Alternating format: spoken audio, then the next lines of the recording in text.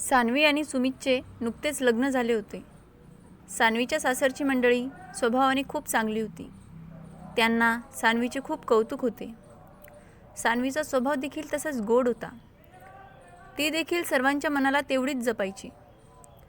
सान्वीची नणंद रेणू त्याच शहरात राहायची. त्यामुळे दर आठवड्याला माहेरी एखादी चक्कर ठरलेलीच असायची. सान्वी अगदी हसतमुखाने रेणूचा पाहुणचार करायची. ताई ताई म्हणून सतत रेणूच्या मागे पुढे करायची. सान्वीचे सासू सासरे नेहमीच रेणूसमोर सान्वीचे कौतुक करायचे. रेणूला मात्र ते आवडायचे नाही. घरातील सर्वजण काय तिचं एवढं कौतुक करतात हे रेणूला कळायचं नाही. रेणू मात्र तिच्या आईला नेहमीच सांगायची, सुनेचं एवढं कौतुक नको करूस, नाहीतर डोक्यावर बसेल तुझ्या. पण रेणूची आई तिला नेहमीच म्हणायची की ज्याप्रमाणे सान्वीने आपल्या सर्वांना आपले मानले आहे, तसेच आपण देखील तिला आपलेसे केले पाहिजे. पण रेणू मात्र तिच्या मतावर ठाम होती. सान्वी आणि सुमितच्या लग्नाला 3 महिने पूर्ण झाले होते. लग्नानंतर सान्वीचा पहिला वाढदिवस होता. त्यामुळे सुमितने गिफ्ट म्हणून तिच्यासाठी छान सोन्याची नथ आणली होती. सान्वीला ती नथ खूप जास्त आवडली होती. लग्नानंतर सुमितने तिला दिलेलं पहिले गिफ्ट ती आयुष्यभर सांभाळून ठेवणार होती. ती उत्साहाने ती नथ सर्वांना दाखवत होती. एके दिवशी रेणू घरी आली असता सान्वीने तिलासुद्धा ती नथ दाखवली. रेणूला पण ती नथ खूप आवडली होती.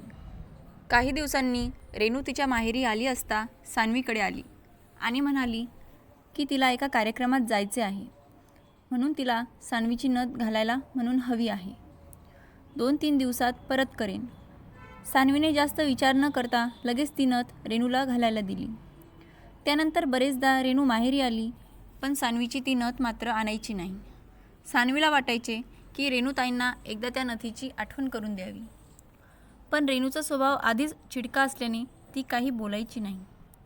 पण ती नथ म्हणजे सुमितने लग्नानंतर दिलेलं पहिलं गिफ्ट असल्याने तिला ती नथ हवी होती. शेवटी सान्वीने रेणूला त्या नथीची आठवण करून दिली. तेव्हा सान्वीच्या अपेक्षेप्रमाणे रेणू चिडली आणि सान्वीला म्हणाली, काय गं वहिनी, तू पण एक साधी नथच तर आहे. मला तिची डिझाईन आवडली म्हणून ठेवून घेतली मी, नाहीतरी माझ्या दादानेच तर दिली आहे. अशी कोणती तुझ्या माहेराहून घेऊन आली आहेस? तसं नाही ताई, मी फक्त आठवण करून दिली होती. तुम्हाला आवडली असेल तर तुमच्याकडेच असू द्या, सान्वी चेहऱ्यावर हसू आणत म्हणाली. तिला वाटले आपण उगाच रेणूताईला आठवण करून दिली. सान्वी आणि रेणूमधील बोलणे सान्वीच्या सासूबाईंनी ऐकले होते, पण त्या तेव्हा रेणूला काहीच म्हणाल्या नाहीत. 8 दिवसांनी रेणू परत तिच्या माहेरी आली. रेणू आणि तिची आई बोलत असताना तिची आई म्हणाली, अगं रेणू, आम्ही सोसायटीच्या बायका मिळून एक नवीन वर्षाच्या निमित्ताने एक छानसा कार्यक्रम करायचे ठरवले आहे. सगळ्या बायकांनी गुलाबी रंगाची साडी घालून यायचे ठरवले आहे. आता तुला तर माहिती आहे ना की माझ्याकडे गुलाबी रंगाची चांगली साडी नाही आहे, तर तू मला तुझी मागच्या दिवाळीला घेतलेली साडी आणून देशील का? अगं आई, ती साडी कशाला? माझ्याकडे आणखी एक साडी आहे ना गुलाबी रंगाची, ती आणून देईल ना मी, रेणू म्हणाली. का गं, ती साडी का नाही? आईने विचारले. अगं आई, ती साडी आनंदने मला आमच्या पहिल्या दिवाळीला गिफ्ट केली आहे. मी पण फक्त एकदा घातली ती साडी. मी तुला दुसरी साडी आणून देईल ना, रेणू म्हणाली. तुला तुझ्या नवऱ्याने दिलेली साडी तू चांगली जपून ठेवणार आणि तुझ्या वहिनीला तिच्या नवऱ्याने तिच्या वाढदिवसाला दिलेली नथ तिने एकदाही वापरलेली नसताना तू स्वतःकडे ठेवून घेणार? हे योग्य आहे का? आई म्हणाली. अगं पण आई, मी ठेवून घेतली म्हणून काय झालं? माझ्या दादानेच तर आणली आहे ना, मग त्यावर माझा अधिकार नाही का? रेणू म्हणाली.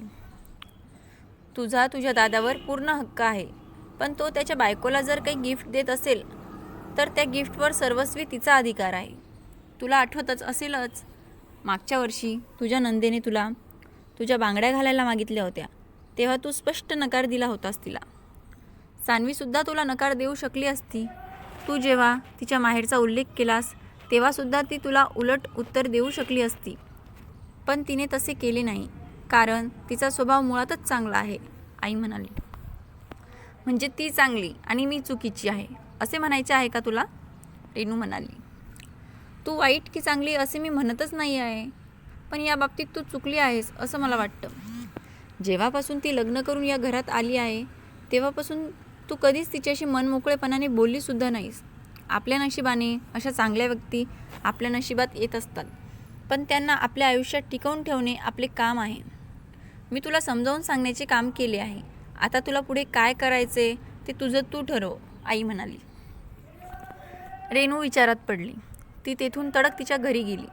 तिने रात्रभर आईच्या बोलण्याचा विचार केला. तेव्हा तिला कळले की तिचे खरंच चुकले आहे. ती दुसऱ्या दिवशी सकाळीच तिच्या माहेरी आली आणि सान्वीला भेटून तिची नथ तिला परत दिली आणि तिच्या वागणुकीबद्दल माफीसुद्धा मागितली. दोघीही नणंद भावजेंनी एकमेकींना मिठी मारली आणि त्या दिवशीपासून त्यांच्या गोड नात्याची नवी सुरुवात झाली. कथा आवडल्यास व्हिडिओला लाईक करा, शेअर करा आणि आमची कथा तुम्हाला कशी वाटली हे कमेंट करून नक्की सांगा. आणि अशाच नवनवीन गोष्टींसाठी आमच्या चॅनलला सबस्क्राईब करा. धन्यवाद.